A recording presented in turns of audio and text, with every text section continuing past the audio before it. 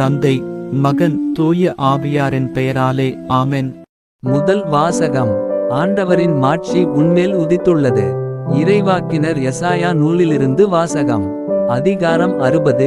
இறை வார்த்தை 1 முதல் 6 முடிய. எருசலேமே, எழு, ஒளி வீசு, உன் ஒளி தோன்றியுள்ளது. ஆண்டவரின் மாட்சி உன்மேல் உதித்துள்ளது. இதோ, இருள் பூவுலகை மூடும், காரிருள் மக்களினங்களை கவ்வும். ஆண்டவரோ உன்மீது எழுந்தருள்வார், அவரது மாட்சி உன்மீது தோன்றும். பிற இனத்தார் உன் ஒளி நோக்கி வருவர், மன்னர் உன் உதய கதிர் நோக்கி நடைபோடுவர். உன் கண்களை உயர்த்தி உன்னைச் சுற்றிலும் பார், அவர்கள் அனைவரும் ஒருங்கே திரண்டு உன்னிடம் வருகின்றனர். தொலையிலிருந்து உன் புதல்வர் வருவர், உன் புதல்வியர் தோளில் தூக்கி வரப்படுவர். அப்பொழுது நீ அதைக் கண்டு அகமகிழ்வாய், உன் இதயம் வியந்து விம்மும். கடலின் திரள் செல்வம் உன்னிடம் கொணரப்படும், பிற இனத்தாரின் சொத்துகள் உன்னை வந்தடையும். ஒட்டகங்களின் பெருந்திரள் உன்னை நிரப்பும், மிதியான், ஏப்பாகு ஆகியவற்றின் இளம் ஒட்டகங்களும் வந்து சேரும். சேபா நாட்டினர் யாவரும் போன் நறுமண பொருள் ஏந்தி வருவர். அவர்கள் ஆண்டவரின் புகழை எடுத்துரைப்பர். இது ஆண்டவரின் அருள்வாக்கு. பதிலுரை பாடல். பல்லவி. ஆண்டவரே, எல்லா இனத்தவரும் உமக்கு ஊழியம் செய்வார்கள். கடவுளே, அரசருக்கு உமது நீதி தீர்ப்பை வழங்கும் ஆற்றலை அளியும். அரச மைந்தரிடம் உமது நீதி விளங்கச் செய்யும். அவர் மக்களை நீதியோடு ஆள்வாராக. உம்முடையவரான எளியோர்க்கு நீதி தீர்ப்பு வழங்குவாராக. பல்லவி. ஆண்டவரே, எல்லா இனத்தவரும் உமக்கு ஊழியம் செய்வார்கள்.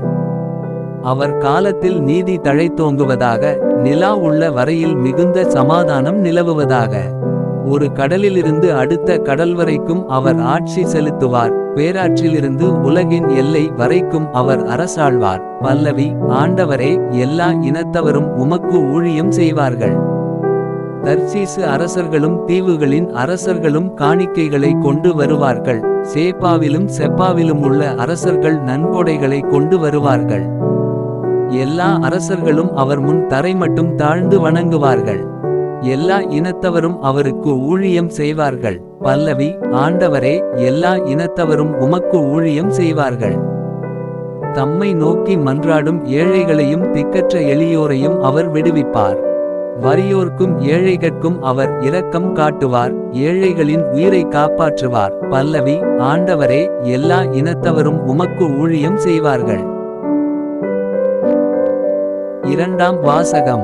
பிற இனத்தாரும் கிறிஸ்து இயேசுவின் மூலம் உடன் உரிமையாளர் என இப்போது வெளியாக்கப்பட்டுள்ளது. திருத்தூதர் பவுல் எபேசியருக்கு எழுதிய திருமுகத்திலிருந்து வாசகம். அதிகாரம் 3. இறை வார்த்தை 2 முதல் 3 முடிய மற்றும் 5 முதல் 6 முடிய. சகோதரர் சகோதரிகளே, உங்கள் நலனுக்காக கடவுளின் அருளால் எனக்கு அளிக்கப்பட்ட பொறுப்பை பற்றி கேள்விப்பட்டிருப்பீர்கள் என எண்ணுகிறேன். அந்த மறைபொருள் எனக்கு இறைவெளிப்பாட்டின் வழியாகவே தெரியப்படுத்தப்பட்டது. அந்த மறைபொருள் மற்ற தலைமுறைகளில் வாழ்ந்த மக்களுக்கு தெரிவிக்கப்படவில்லை. ஆனால் இப்போது தூய ஆவி வழியாக தூய திருத்தூதருக்கும் இறைவாக்கினருக்கும் வெளிப்படுத்தப்பட்டுள்ளது. நற்செய்தியின் வழியாக பிற இனத்தாரும் கிறிஸ்து இயேசுவின் மூலம் உடன் உரிமையாளரும் ஒரே உடலின் உறுப்பினரும் வாக்குறுதியின் உடன் பங்காளிகளும் ஆகியிருக்கிறார்கள் என்பதே அம்மறைபொருள். இது ஆண்டவரின் அருள்வாக்கு. நற்செய்திக்கு முன் வாழ்த்தொலி. அல்லேலுயா, அல்லேலுயா. ஆண்டவரின் விண்மீன் எழக் கண்டோம், அவரை வணங்க வந்திருக்கிறோம். அல்லேலுயா. நற்செய்தி வாசகம். அரசரை வணங்க வந்திருக்கிறோம். மத்தேயு எழுதிய தூய நற்செய்தியிலிருந்து வாசகம். அதிகாரம் 2. இறை வார்த்தை 1 முதல் 12 முடிய. ஏரோது அரசன் காலத்தில் யூதேயாவிலுள்ள பெத்லகேமில் இயேசு பிறந்தார். அப்போது கிழக்கிலிருந்து ஞானிகள் எருசலேமுக்கு வந்து, யூதர்களின் அரசராக பிறந்திருக்கிறவர் இங்கே, அவரது விண்மீன் எழக் கண்டோம், அவரை வணங்க வந்திருக்கிறோம் என்றார்கள். இதை கேட்டதும் ஏரோது அரசன் கலங்கினான். அவனோடு எருசலேம் முழுவதும் கலங்கிற்று. அவன் எல்லா தலைமை குருக்களையும் மக்களிடையே இருந்த மறைநூல் அறிஞர்களையும் ஒன்று கூட்டி, மெசியா எங்கே பிறப்பார் என்று அவர்களிடம் விசாரித்தான்.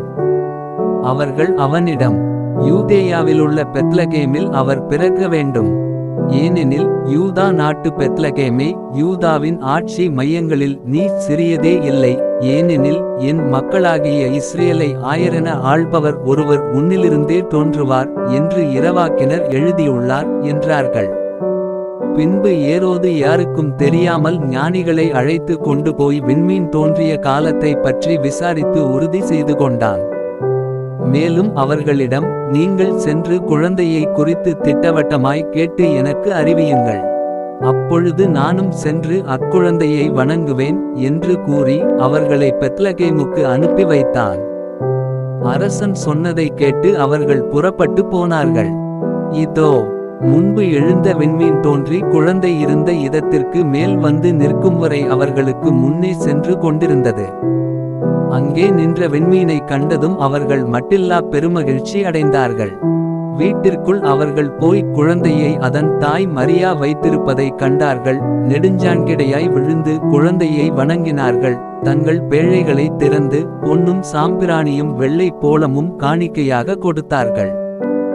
ஏரோதிடம் திரும்பி போக வேண்டாம் என்று கனவில் அவர்கள் எச்சரிக்கப்பட்டதால் வேறு வழியாக தங்கள் நாடு திரும்பினார்கள். இது ஆண்டவரின் அருள்வாக்கு.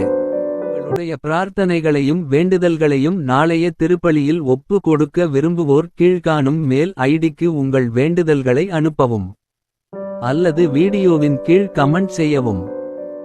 பிதா சுதன் பரிசுத்த ஆவியின் பெயராலே ஆமென். தின பிரார்த்தனைகளுக்காக லைக், சப்ஸ்கிரைப் மற்றும் பெல் ஐகானை கிளிக் செய்யவும்.